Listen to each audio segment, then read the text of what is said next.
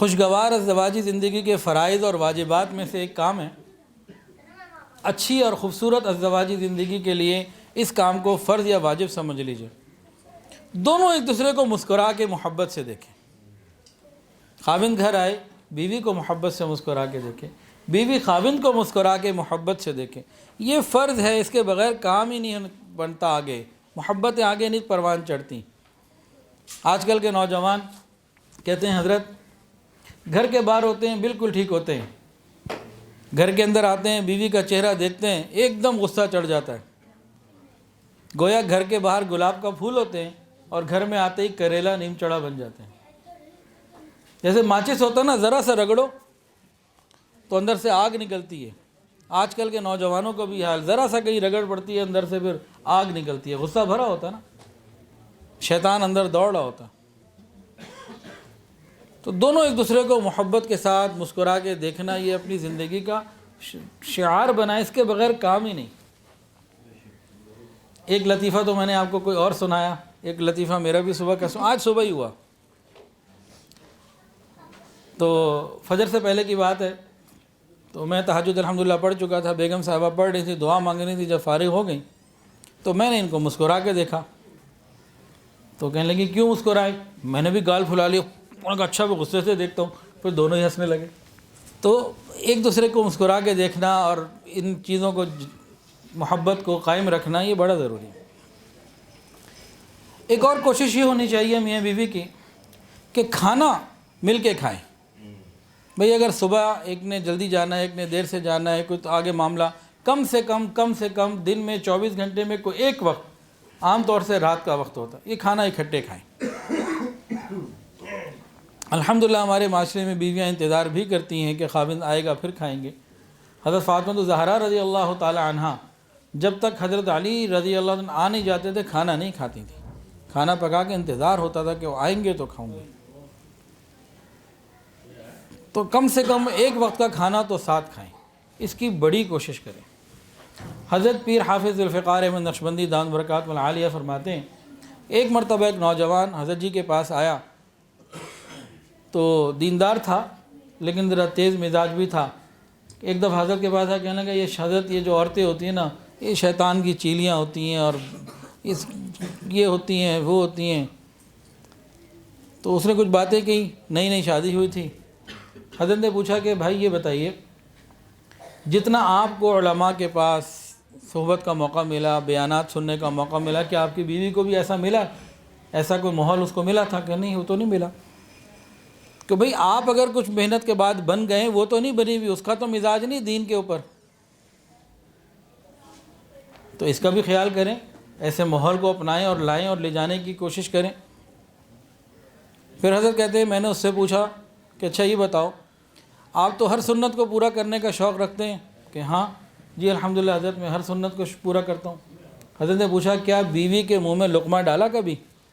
اب چپ، کہ بھئی یہ بھی تو سنت ہے، بیوی کے منہ میں لقمہ ڈالنا، محبتیں بڑھتی ہیں۔ میں نے اپنے سسر کو دیکھا،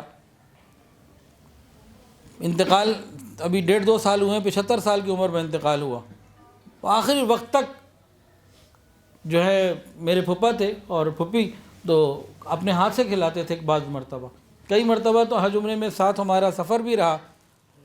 تو مجھے تو بیگم صاحبہ نے بتایا، ایسے نہیں کہ سب کے سامنے، تو مجھے بیگم صاحبہ نے بتایا کہ میری امی کہتی ہیں کہ بھئی اب ہم دونوں اتنے بوڑھے ہو گئے ابھی بھی کھلاتے ہیں، کہ مجھے ثواب سے کیوں محروم کرتی ہو؟ تو کیا ہو گیا، عمر زیادہ ہو گئی تو سنت بوڑھوں کے لیے نہیں ہے؟ تو ایک دوسرے کو کھانا کھلانا، ایک دوسرے کا خیال کرنا۔ خاوند ایک لقمہ اپنے منہ سے اس کے منہ میں ڈالے تو صحیح، پھر دیکھیں کیسے کام پورے ہوتے ہیں، کیسے معاملات ہوتے ہیں۔ تو معاملات کو ٹھنڈا کرنا اور خیال کرنا۔ خوشگوار ازدواجی زندگی کے لیے ایک بہترین اصول، ایک دوسرے کو تحفہ دینا۔ حدیث ہے تہادو تحابو، تحفے دو محبتیں بڑھے گی۔ آج کل کے نوجوان غیر محرم کو تو بڑے تحفے دیتے ہیں، چوری کر کے بھی دینا پڑے دیتے ہیں۔ اصل تو میاں بیوی ایک دوسرے کو تحفہ دیں، اس سے محبتیں بڑھیں گی۔ یہ تحفے دینا صرف رشتہ داری کے موقع پہ، ان خاص موقع پہ نہیں ہوتا، زندگی بھر عام روٹین لائف میں ایک دوسرے کو تحفہ دے۔ مسکرا کے دیکھ لینا بھی بڑی نعمت ہوتی ہے۔ اور تحفہ کا مطلب یہ نہیں کہ قیمتی چیز ہی ہو، ہر انسان اپنی آسانی کے حساب سے کچھ دے۔ ازدواجی زندگی میں دونوں میاں بیوی کو ایک دوسرے کے ساتھ ہنستا مسکراتا ہنسمکھ بن کے رہنا چاہیے۔ ایسے موقع تلاش کرنے چاہیے کہ بھئی ہم ایک دوسرے سے خوشی کیسے حاصل کر سکتے ہیں، کس طرح اپنے دل کو خوش رکھ سکتے ہیں۔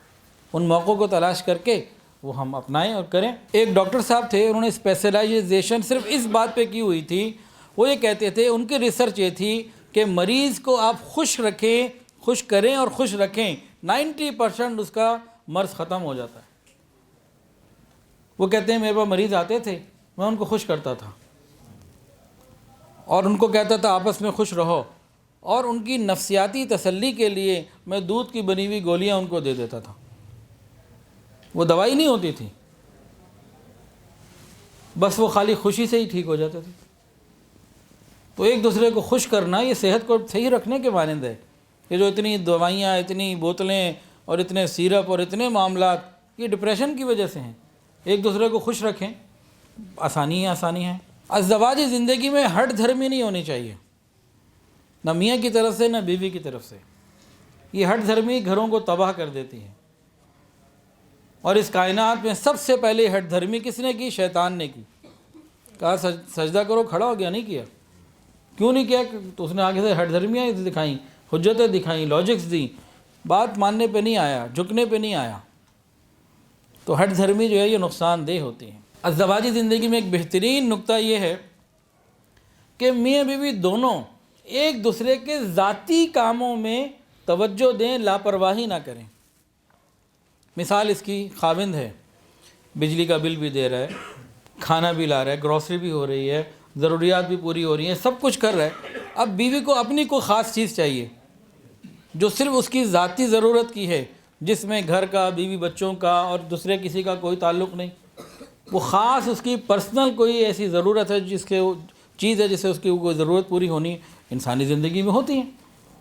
اب یہ مرد جو ہے اس کو بھول گیا، نہیں لا رہا، چل رہی ہے۔ اب یہ چیز اریٹیشن کا ذریعہ بنتی ہے، موقع شیطان کو دیتی ہے کہ بھئی میرا کام ہے، یہ نہیں کیا نا، گھر کے سارے خرچے ہو رہے ہیں، سب کچھ ہو رہے ہیں، میری یہ چیز تھی، یہ نہیں کی۔ جب وہ کام، وہ ضرورت خاوند وقت سے پہلے لا کے دے گا، یہ آپ کی چیز ہے، اس کو احساس ہوگا اس کو میرا احساس ہے۔ تو دونوں کی کچھ ایسی پرسنل ضروریات ہوتی ہیں کہ ان کا احساس کرنا۔ ہمیں عائشہ صدیقہ رضی اللہ عنہا ازواج مطہرات کیا کرتی تھیں؟ نبی علیہ السلام نے جب فجر کے بعد تہجد کے وقت اٹھنا ہے تو صبح کے وقت جتنی چیزوں کی ضرورت ہوتی تھی وہ پہلے رکھی ہوتی تھی۔ تو ایک دوسرے کی ذاتی ضروریات کا دو طرفہ خیال، یہ آپس میں محبتوں کو بڑھا دیتا ہے۔ پھر یہ گھر کے کاموں میں دونوں دلچسپی لیں، عورت تو لیتی ہے لیکن مرد دلچسپی نہیں لیتا۔ تو گھر میں کاموں میں اگر دونوں ایک دوسرے کی دلچسپی لیں گے تو آسانی ہوگی۔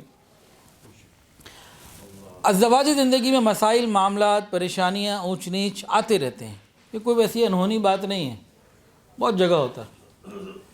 لیکن ہمیں اصول کیا بنانا چاہیے کہ کسی بھی مسئلے کو لا ینحل نہیں چھوڑنا چاہیے، یعنی مسئلے کو ایسا چھوڑ دیا کہ حل ہی نہیں ہو رہا۔ ہر مسئلے کا حل تلاش کرنے کی ضرورت ہے۔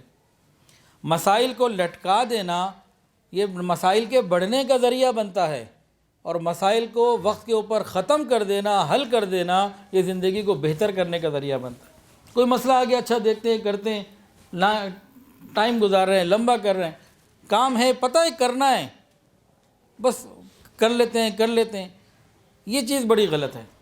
کوئی مسئلہ ہے، کوئی بات ہے، اس کو جلد سے جلد حل کریں تاکہ آگے بڑھیں۔ ویڈیو کے نیچے سبسکرائب کے بٹن پہ کلک کریں، بیل کے آئیکن پہ کلک کیجئے تاکہ ہر نئی ویڈیو کی نوٹیفیکیشن آپ کو مل جائے۔